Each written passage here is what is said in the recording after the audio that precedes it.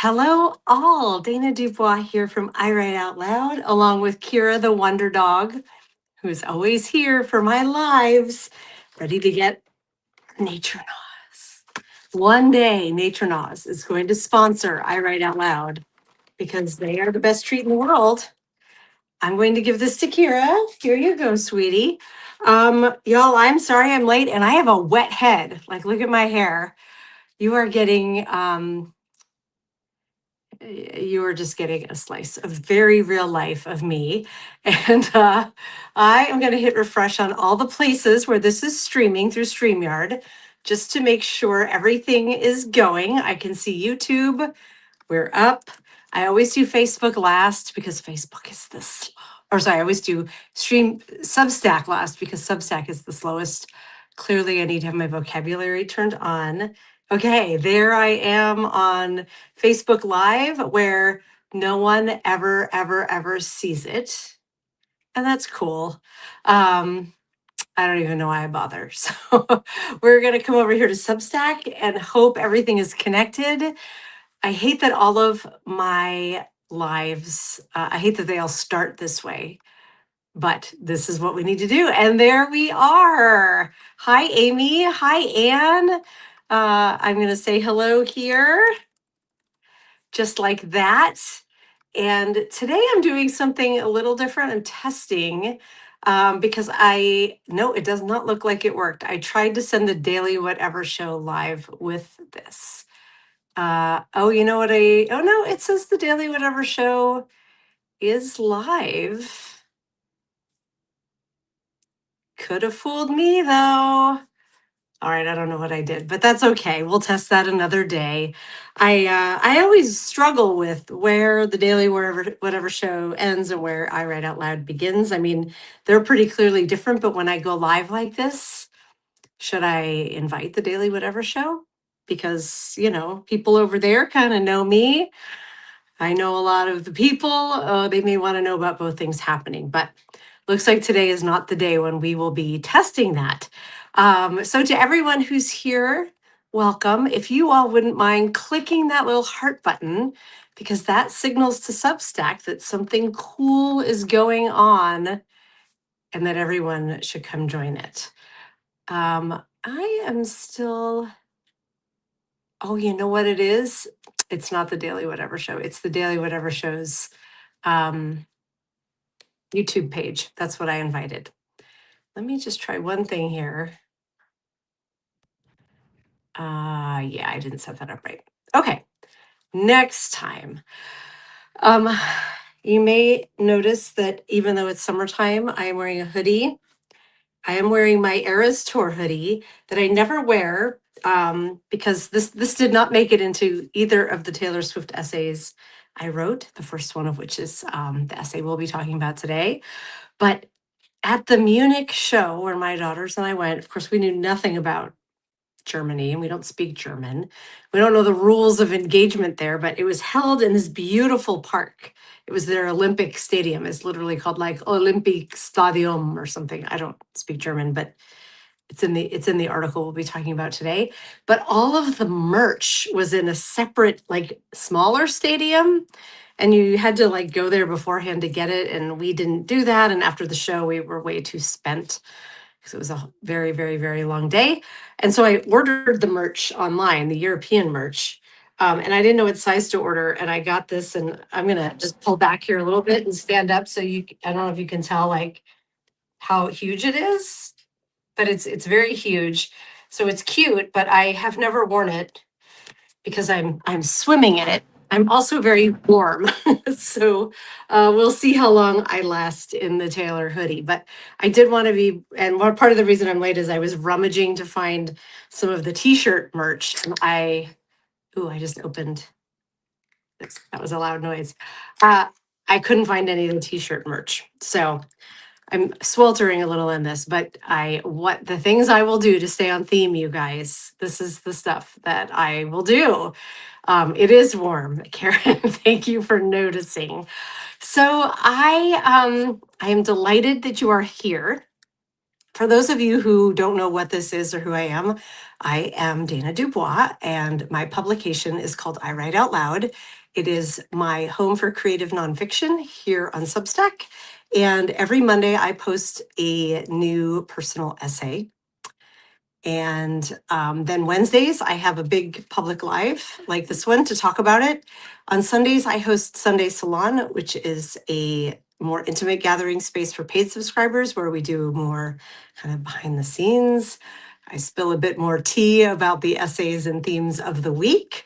But that's the typical calendar here at I Write Out Loud. And um, it's it's been a great delight bringing everything to life here. I've been at this since early February, so not very long. It's still a pretty new publication, and I'm still in the throes of my kind of what is my message, what distinguishes me from other writers.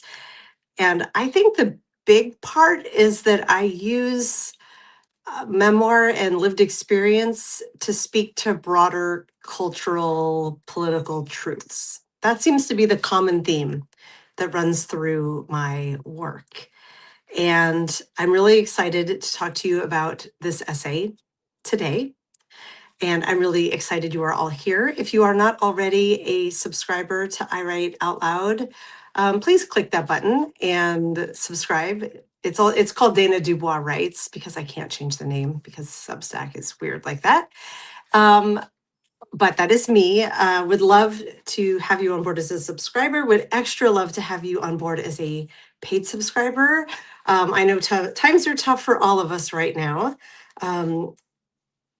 But if you appreciate the work that I do and would like to support the work here at a deeper level, if you would like to get access to the Sunday Salon and to the other paid subscriber features to come, which I think I'm going to talk about a little at the end of this live, I would love to have you on board. So I have to do my little pitch. In fact, while we're here, let me just go grab the link for subscribing, and I will pop it in the chat.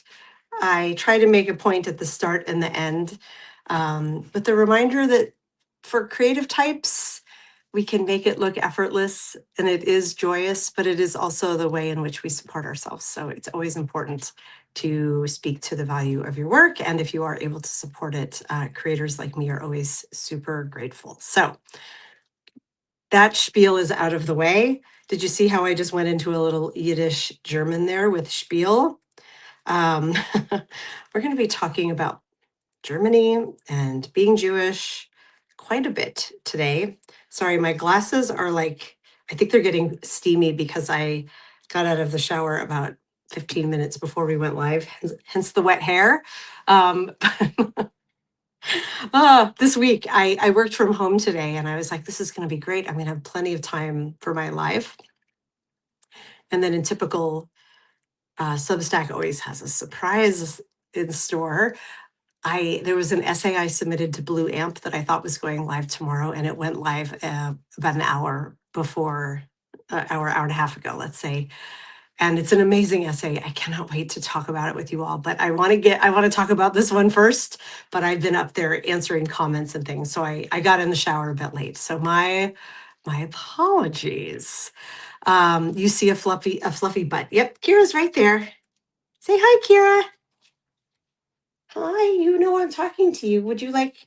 We'll give her another one.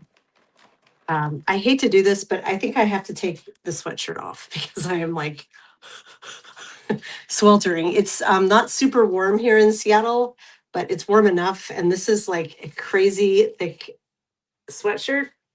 And oh, I don't like wearing it even when I am um, cold because it's way too much fabric for me. Okay, gonna do this again. Phew, sorry, I keep playing with the wet hair. Okay, we're gonna settle in now. So, yeah, I did have my Taylor Swift hoodie on. I really should have prepared sooner. Maybe on Sunday I'll come more prepared in a Taylor Swift t-shirt that is not quite so roasting hot, but that was too much. Oh, and this t-shirt's a little sheer, so you're welcome. we're just gonna rock that. Okay. I think we've got enough folks here. We are going to get going. It looks like a cuddle with a book sweatshirt. You know, it would be if A of all, I had time to read books, which tragically I do not these days. And B of all, if it were like crazy, crazy, crazy cold. It's just too much, it's too much fabric and it's too warm. I'm menopausal. I run warm. It's one of the really nice things about being menopausal. And I think this might be a theme of a forthcoming future essay. I really like the title of like, hey ladies, psst, like menopause is awesome. Not going through it, not the perimenopause part, but once you're done, I think it's kind of awesome, especially with HRT in the equation. So one of the benefits is I'm not always cold like I used to be. Now I'm like, I'm good. I don't need that big hoodie. Okay, let's jump into today's essay. I'm going to grab the link, or Karen, do you have the link handy? I know you had said before the show that you might, but no worries if you do not. I don't mind. We can race. We can race to see who gets it faster. Oh, Karen got it right there. Oh, and thank you. You put the whole title and subhead. I appreciate it. I grabbed it too. So just for fun, I will put it in there as well. So it's funny. In general, in life and as a creator, I am multi hyphenate, right? I have a ton of interests and a ton of topics that I'm always wanting to talk about. Amusingly, this essay is about so many things. So it's not like I'm coming forward and being like, I have a Taylor Swift essay for all of you. I do have an actual review of this show. The anniversary of it is July 28th. So I think I'm going to post it closer, like toward the end of the month. I did intentionally choose this week to post this essay for a few reasons. And the first of which is Taylor and Travis are apparently getting married this weekend at Madison Square Garden. So I'm happy for her. I adore Taylor Swift. I wish her nothing but happiness. Seems an odd choice, holiday weekend at Madison Square Garden. Let's see how it all rolls out. But I thought it would be a nice idea to make it a little timely and newsly to talk about Taylor now. But this story is not really about Taylor Swift. It is about going to see Taylor Swift. It's about traveling with my teens to Europe for the first time. So it's a travel essay. It is a parenting essay. It is a bit of a history essay about German history. It's an essay about identity, specifically my Jewish identity. And it's about healing generational trauma.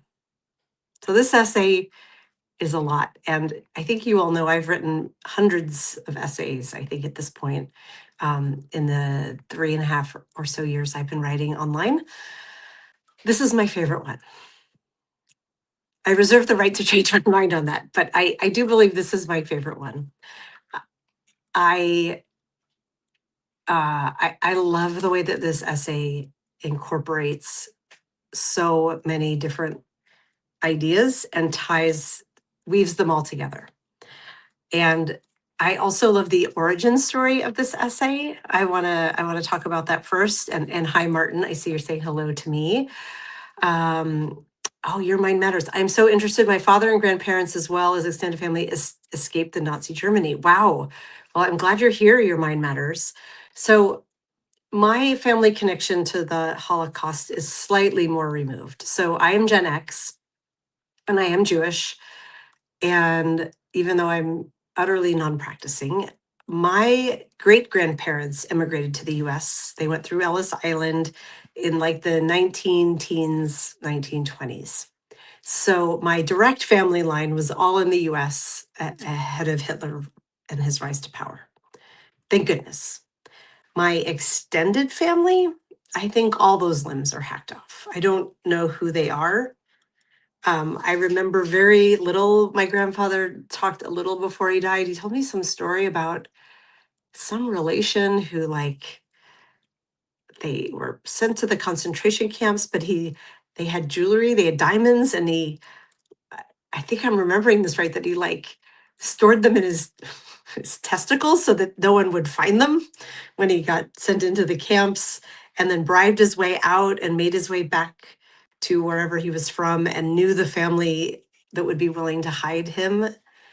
And he went there, and his sons had already moved to the US, and one of them was in the military and actually liberated at the end of the war, actually liberated his father. Like he also knew the one family that would have housed his father, and he went to their house and liberated his father. It has to be true because I have it all here, but it's like blurry. I don't have it written down anywhere. And so yeah, it's a little bit like that's the only lore I know about my family, and I'm not even 100% sure that it's true, but I believe it is. That said, most of what I know is that those limbs were cut off. And so, sorry, I've got a Kira freaking out in the background. I'm not sure why, but what's going on? Okay, we're going to give her one more treat because this is a heavy topic. Martin, you're saying maybe ask a family member. I wouldn't even really know who to ask. So, like, my grandparents are long gone, and I don't think my mom would know any more than I would know.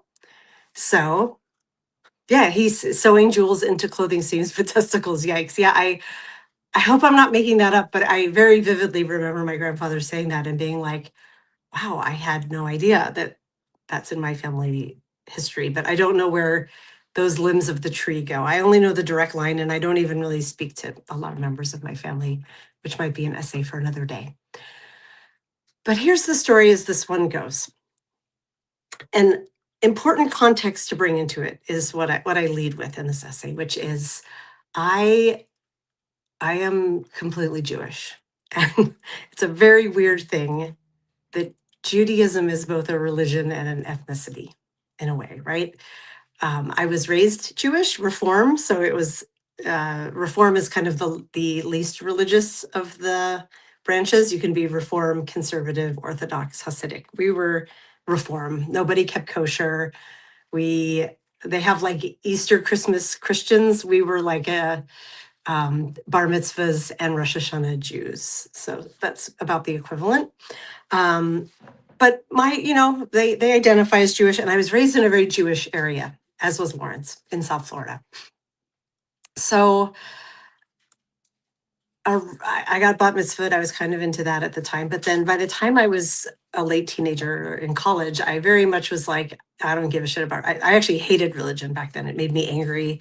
The harm it was doing was very clear to me. And I just, like most things, I'm not nationalistic. I'm not into sports teams. I was like, why should I take pride in something I have no control over? If I had been adopted by another family, I would be Christian or Muslim or Hindu or who knows. Like it all seemed very arbitrary to me, and nothing that would be a source of pride. And so the first time I went to Europe was with my best friend, who, not Lawrence, but Denise, who was the third member of our triumvirate in high school. So the two of us trained around Europe for a month. And when we got to Germany, what we realized was like, wow, we may not identify as Jewish, but when we're here, we're triggered like Jews. The police sirens were really like, we'd look at each other and just flinch. And the trains, like the old train stations, we'd look at each other and just be like, whoa. So it's a very strange thing to be indoctrinated, to be instilled at a young age with something and have it just, it sticks, right? So I have a line in the story that I'm really proud of. It's like, you can't choose not to be chosen, right? So chosen with a capital C, like the Jews are chosen. So this essay, it takes place now. It also takes place, it talks back to the time when Denise and I were there in the 90s as well. You're a boomer, great. All generations are welcome here. I think though, as a boomer, your mind matters, that you have a more immediate connection. So my parents were born in 44 and 47. So I guess that makes my dad like the very end of is that the silent generation? But my mom is a very early baby boomer because 47 would have been right after the war. So um, they grew up right in the shadow of the Holocaust, right? They were babies or not born yet when it was happening, but the immediate after effect in the Jewish community was reeling from it. And so never forget, never forget. It was just drilled into my head in Hebrew school and at home. And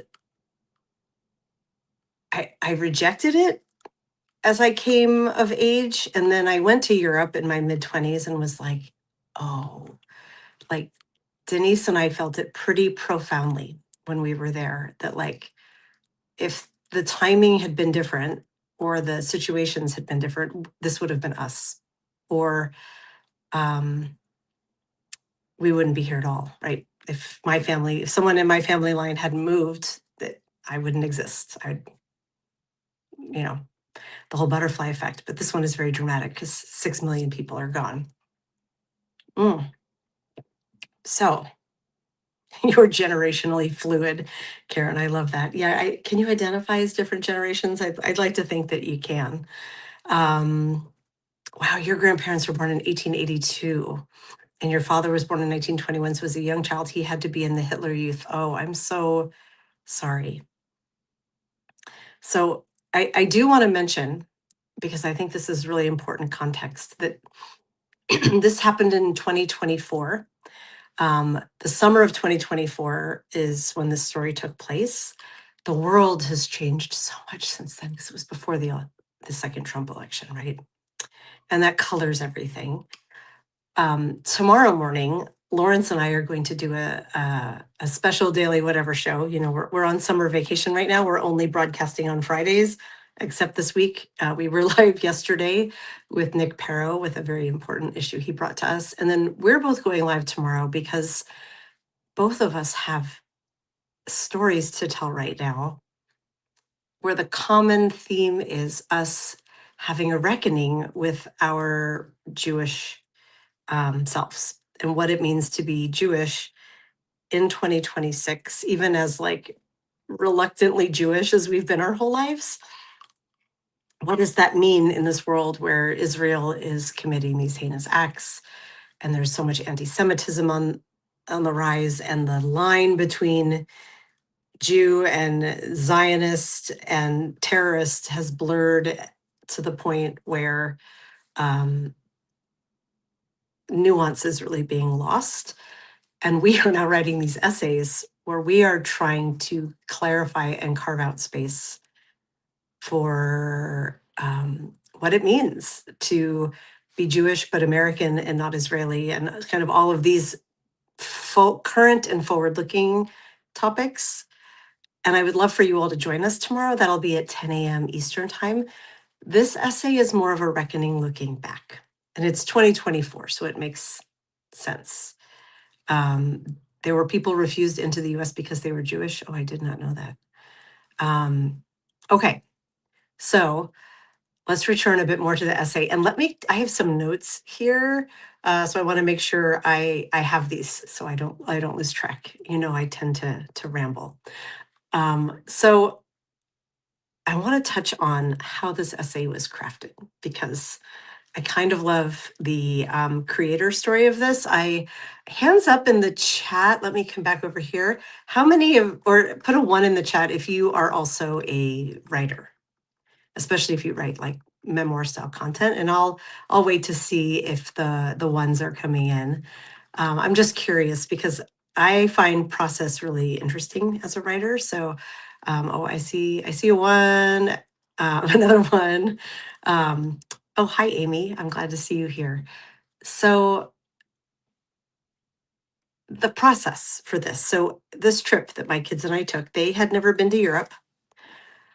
I could not get tickets to Taylor Swift in North America. I tried Seattle, I tried Vancouver, I tried Miami. I got robbed of $500 in a very crafty internet scheme for the Indianapolis show that went through my kids' elementary school's Facebook page of all things. I'm still bitter about that. But I did so I kind of resigned myself that we weren't going to go. But my youngest, especially at the time, was such a huge Taylor Swift fan, and you know how much I love music. And I I found myself being like, I'm the mom who always gets tickets and has these experiences. And this is the unquestionably the peak artist of their generation. Well, not that they're the same generation of Taylor Swift, but of their coming of age. And she's unquestionably at the pinnacle of her career, right? This is her eras tour. She's explicitly touring all the eras of her career. I I want to see this and I want my children to experience this. So I started looking at all the European tour dates. I nearly bought for the Vienna show. Do you remember the Vienna shows that there was a terrorist threat and they ended up canceling them? It was either going to be Vienna, Warsaw, or Munich. And I'm very glad I picked Munich and not Vienna. So, and it was also a good excuse. We had planned to go to Germany. One of my very best friends, Sandra, she is my birthday twin. She's 4 days older than I am. And our birthdays are in July. So happy July. It's our birthday month, not till the end. But um, she lives in Berlin. And we were supposed to get together for our 50th birthdays and have, she comes here to Seattle quite often in July for our birthdays. But for our 50th, I was like, we're coming to you. But that was 2020. It was the COVID year. So it didn't happen. And I was like, all right, we're turning 54 this year. It's time to make up for lost time. We're going to go to Europe, and Taylor Swift is the excuse. So we flew over and went to Munich first, and then Prague, and then Berlin to meet up with my friend and her daughter. And then we went to the Netherlands together. So we we stayed in Munich for a few days, went to the show. The next morning, got on the train to a very hot, slow train to Prague, and then on a much more modern train from Prague to Berlin. The idea for this essay kept coming to me and coming at me. And I was like, I have to capture these thoughts while they're and these feelings while they're coming at me. And so I started typing on the train. I don't remember how long it was, maybe it was like 3 hours, but I got a lot of the bones of this down.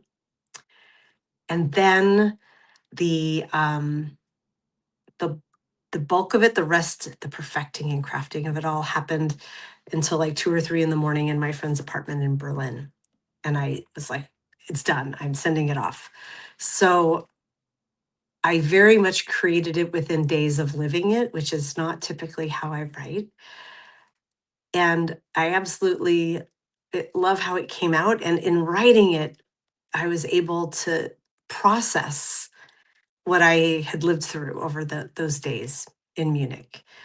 And they were wonderful days. It's not like I lived through some tragedy. I don't mean it like that. So um, let me come back here to my notes.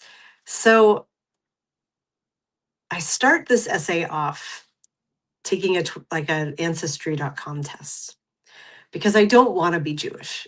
I figured like 6,000 years of history, someone fucked somebody else, right? Like whether it was an illicit affair or someone was pillaged during war. Like, surely I'm not all Jewish. There's lots of redheads and blondes in my family. I talk about how a dermatologist saw my eyes, which are green, and the freckles, and was like, well, you look Celtic. And I was like, there are not Celtic Jews. But I was like, well, at least I'll know what country I'm from. I really want to go back to Europe and go see the country where my people are from because I have no ties like that. And that damn test just came back and was like, Ashkenazic Jew, we don't know anything else about you. The diaspora is too small, and the borders moved so much. Though I do know that on my mother's side, we're from Minsk and Pinsk, which I believe, like Julie Roginski joked, all Jews are from there. It was Russia and Poland back then. It's now Belarus. So that's part of my ancestry, but it was disappointing to not be able to figure out where I was, who I was. And then I had kids, of course, and I didn't raise them Jewish, but they are Jewish because it is matrilineal. If my children want to go to Israel and claim citizenship, there's din, even though they don't know shit about Judaism. because they weren't raised that way intentionally. But what one of the big revelations of this trip was when I went with my best friend in the 90s and things would happen, like we would see these old train tracks and we would hear the sirens. Like we grew up watching the same Holocaust movies. And so we could look at each other and we were like, are you kind of freaked out by this? I'm kind of freaked out by this. And we mutually had that lived experience. We went to Dachau together and it was bleak and terrifying and like we were sort of gutted by the experience, right? And I'm going to stay on this part of the story. So, one of the people who we knew when we went, actually, like the only person we know when we went over to Europe, was an old boyfriend of mine who was German. His name is Frank. He's a delightful guy. I have an essay about him. I'll have to share that maybe this summer because it's kind of a the theme was summer love. Uh, Love story from my 20s when he was living in the US. We met at a goth nightclub at 1 a.m. It's very romantic. But he was back in Germany and we visited with him. And when we were further north in Köln, we went to the Kölner Dome, which is this beautiful church with a big dome on top. And you can climb up to the top, and we did. And then we came down, and it's in a Platz, what do you call it? Like a plaza. And in the postcard shop, because this was the 90s and there were still lots of postcards around, there was a photograph from the war, and it was a picture of a tank in the middle of the same plaza that we were standing in, an American tank. And Frank, who was kind and gentle and all these wonderful things, still turned to Denise and me and was like, look what you Americans did. Like almost the whole plaza was decimated in this photograph. And 20-something-year-old Dana didn't didn't answer him. It was just, I was overloaded by it. I still can get kind of overloaded and take too much time to respond.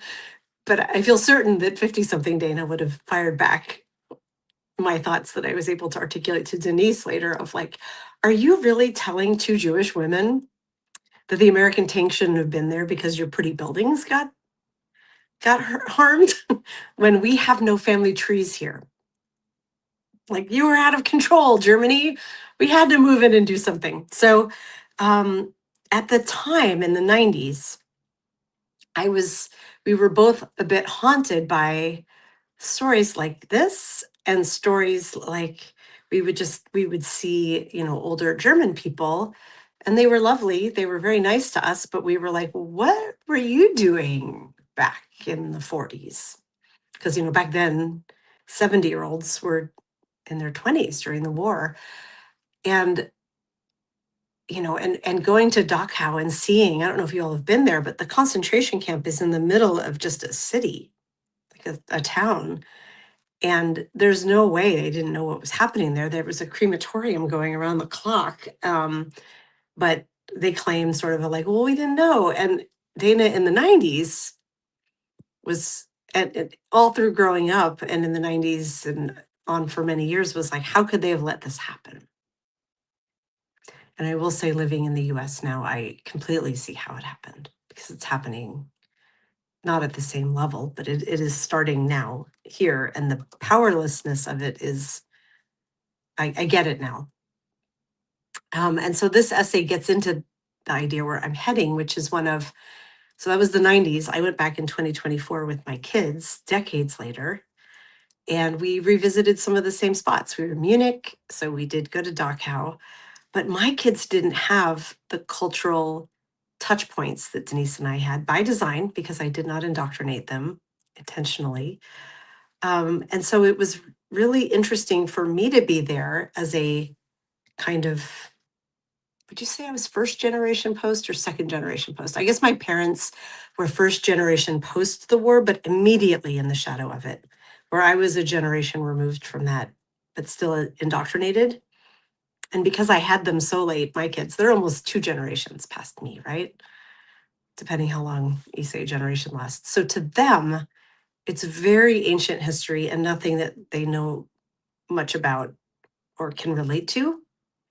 And so it was a net neutral for them, where to me, there were ghosts everywhere. And I'm realizing I've been monologuing for quite some time. So I'm going to come over here and take a look at the chat, because I would love to hear.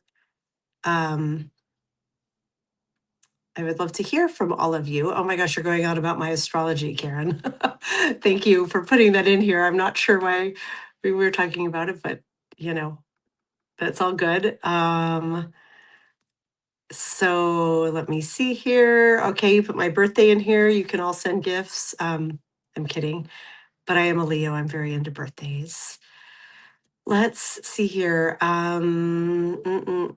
Okay, we got some family histories here. Oh, I couldn't get myself to go to Dachau with my redheaded Jewish friend and coworker. I could feel the dread.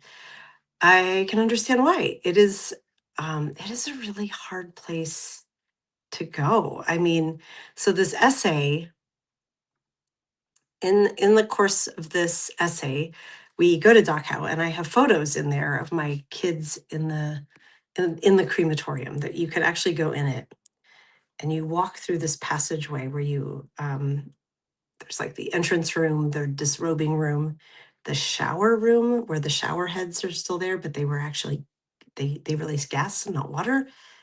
And then the next room was where they stored the bodies, and the room after that was where they burned them. It's very efficient. It's very small, and it's mobbed with people, of course. And it was like strangely, it was the only place that was sort of cool. It was like blazing hot when we went to Dachau, and it's all outside mostly, and just blinding sun on the white rocks. But the crematorium is concrete, so it was very cool in there.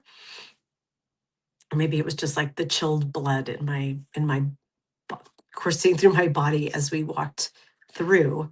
But it was intense, and it was really intense to be there with my kids. In the essay, I describe sort of seeing, the trains behind them. I describe being on the train and being jostled and hot and crowded, and I'm like, oh my god, my kids don't have any problems, and neither do I, but I can like feel the echoes of what parents must have felt like, crammed into these trains with their kids, not knowing where they were going, if they could protect them. And like, I just kept having these maternal flashes throughout the trip. But where it gets interesting, I think, is where it starts weaving into the kindness experience next, of like, even as I'm being triggered by all these little signals, the Germans around us are being wonderful. And there's a lot of funny slice of life moments in there when we're shopping for earplugs, and my daughter finds vibrators at the at the drugstore, and the people who help us find what we need there, find where we're going. Um, the people who are in line with us when we had to queue for hours to get into the stadium in the middle of this park, they shared their snacks with us. The kids were all trading the friendship bracelets. Like, people could not have been more wonderful in Germany as we were making our way around. Um, then it gets into the show. And when I bought tickets, the way the stadium worked, it was, there's a field, and then there were the stands. Most of the tickets in the stands were sold out, and they were a lot more money to be way up at the top of the stands. I bought tickets, 3 tickets for us in the front left quadrant of the floor. So it was general admission in the front half left side of the stage.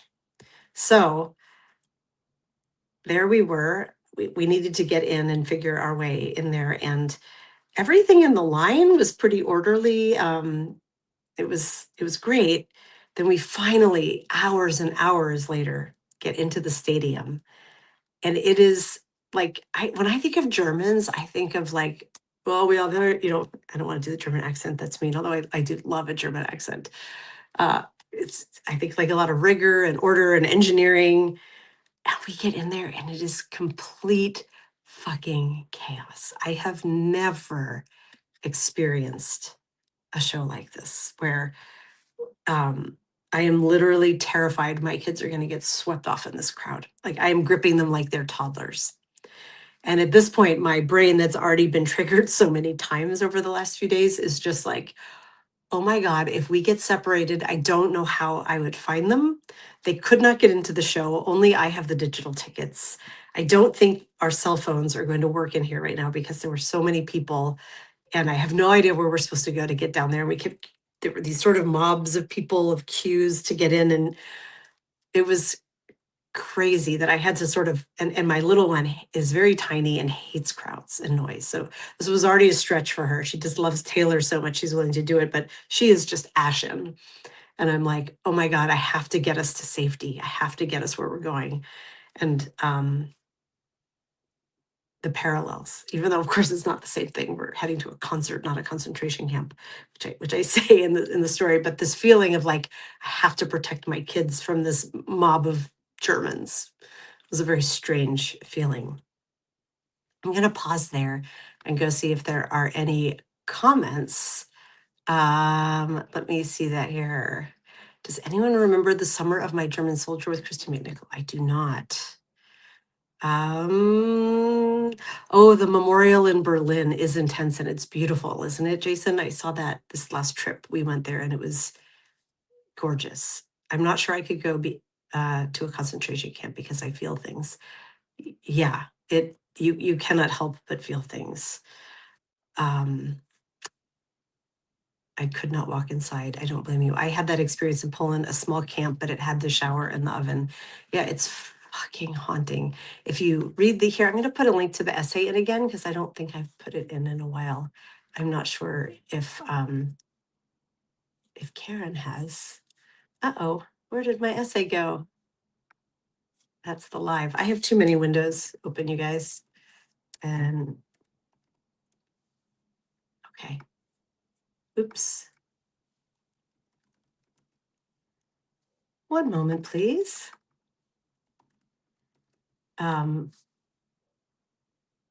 Okay, this is, hold on. I'm trying to just type in the title and it's giving me the Medium version. Aside to all of you, why does Medium have such better SEO relevance than Substack? I will never understand. I find it really frustrating because, yeah, I don't get it. All right. There is the link to the story. If you go, oh, thank you, Karen. You just put the link in. So there are photos in here, and you can see there's a photo of my younger child walking from the room where they disrobed into the shower room, and it has the German word for shower right above her. It starts with a B. It is hold on, I don't speak German, but I'm going to give it a try here. Brausebad. I don't know if I said that right, but um, and you can see her little head with the ponytail, and you can see the shower heads. They're just circles in the ceiling now, but the room is so small and it's so haunting. So all these memories are with me as we're entering Taylor Swift. We finally get in though.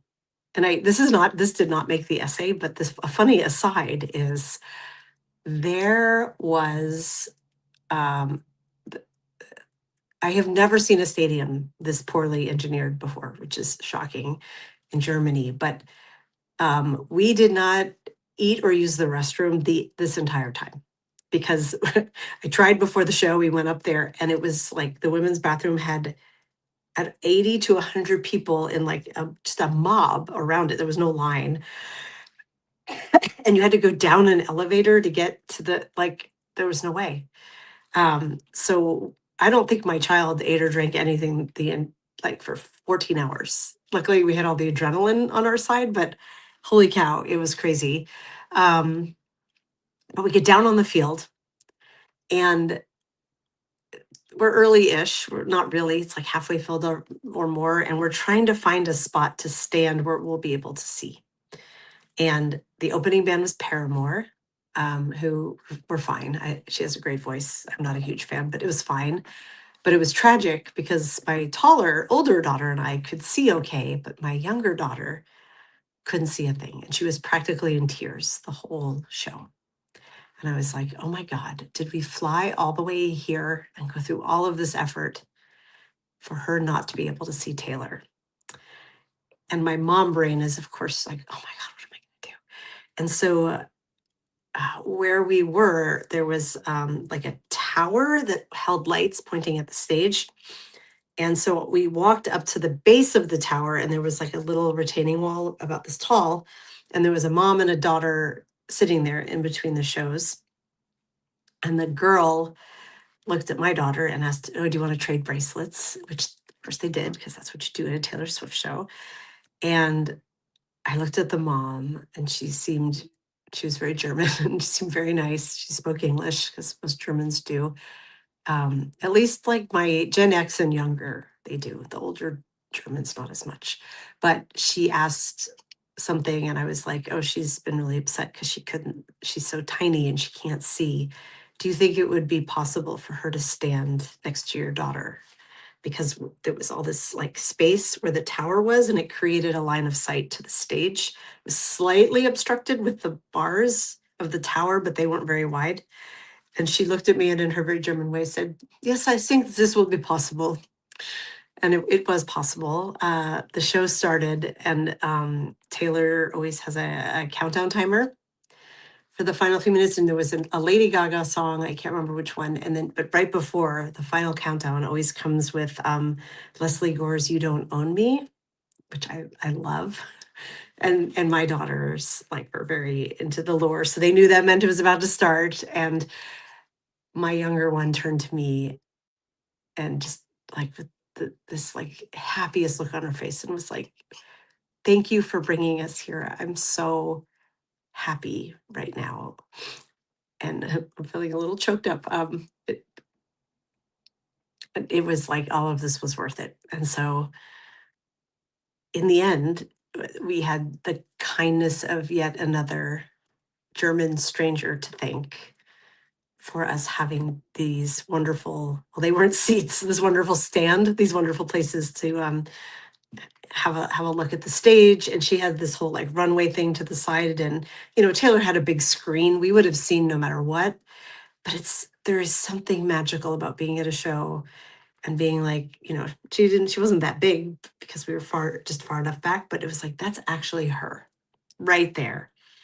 And I feel like a screen detaches you from that experience. So it felt, we were all caught up in the crowd, and it was truly magical. And I came to realize that my essay opens with, "When I go back to Europe, there's nothing there for me but museums and memorials. There's nothing like live for me. I'm envious of my friends who go back to the old country and they see, you know, they visit family, or they've been going there their whole lives and they have their familiar places. Jewish people mostly don't have that. I don't have that. All I have are memorials." That was how the essay opens. And by the end, I'm like, wow, in this visit, we've made memories here.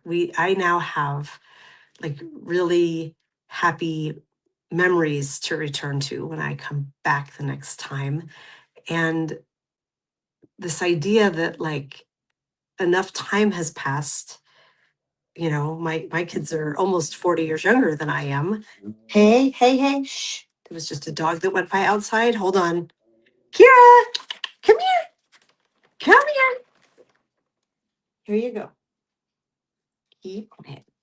So it was this realization that the the people around us, especially my daughter's peers and all these lovely people we were meeting, they no more see themselves as perpetrators than my kids see themselves as victims. And that I was like, I will never forget what happened.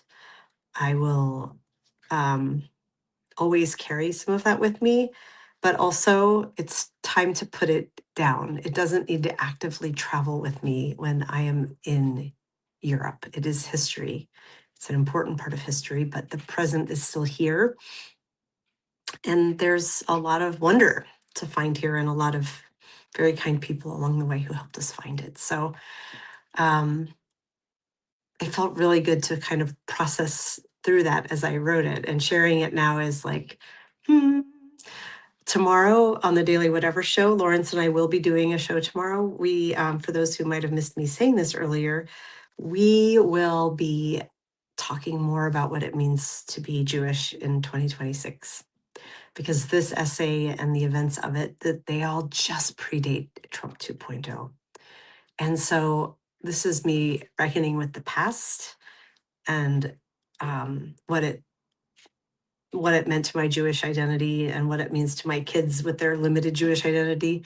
Tomorrow, Lawrence and I will be talking more about going forward and moving through the world now as a someone who is chosen with a capital C, who can't really choose to be unchosen. Like my daughters and I are all, we were Jewish enough for Hitler, right? That's the expression. So um I'm going to come back to the chat now. I think I've kind of walked through the narrative arc of this story.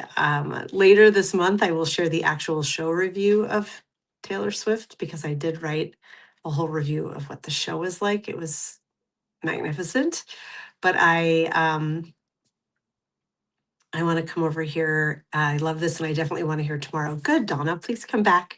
That'll be on the Daily Whatever Show. That's at 10 a.m. Eastern, 7 a.m. my time. I don't know, you guys, since my kids have been on spring break, I've been an idiot because they're all reverting to their night owl ways. And I'm like, oh, is it 1 a.m.? I guess I should get to bed and stop futzing.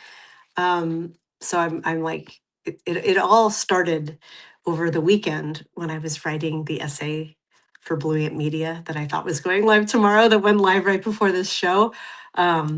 That I'm not ready to talk about yet because I'm still processing this one. But Blue Amp posted it. I'm thrilled they posted it. It's I will be live on Friday on Blue Amp with Ellie Leonard to talk about it.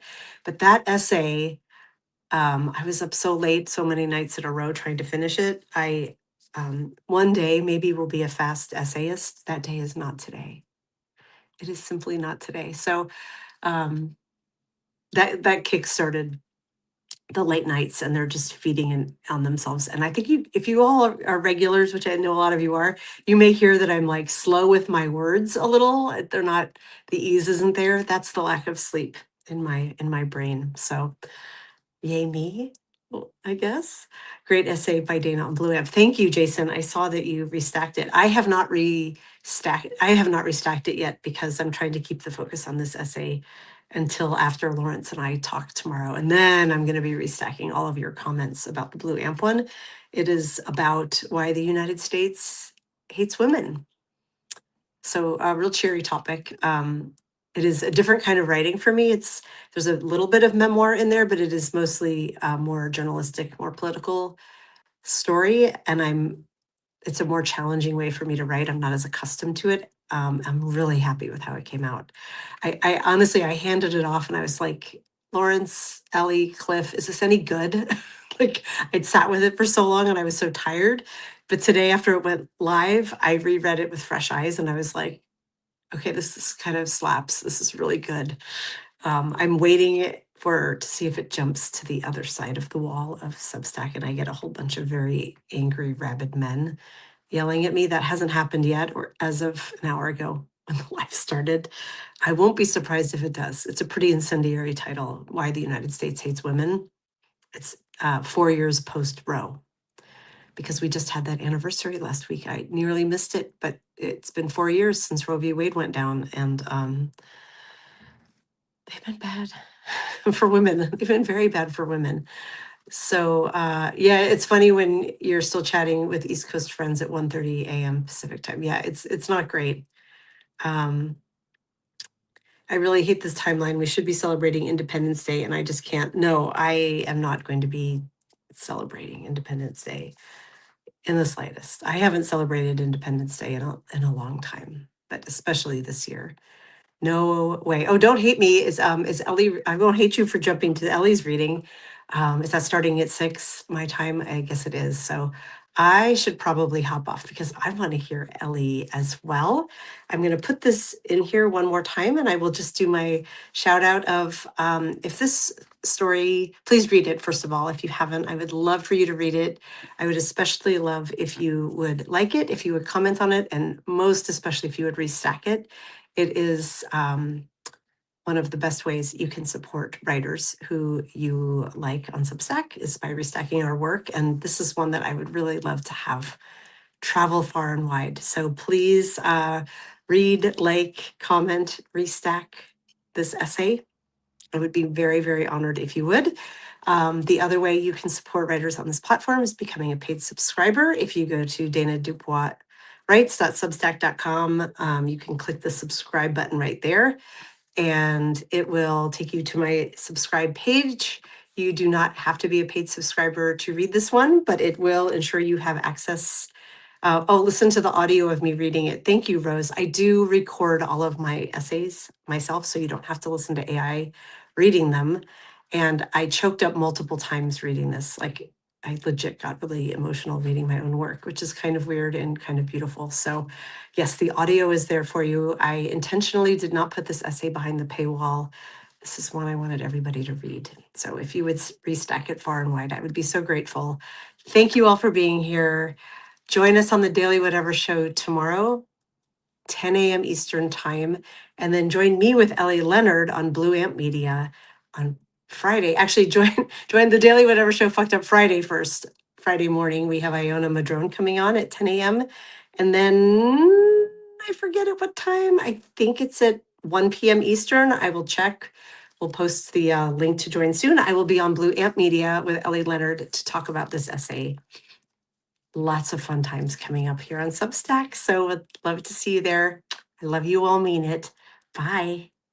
Well, I have to come over here to end it in StreamYard. Bye all.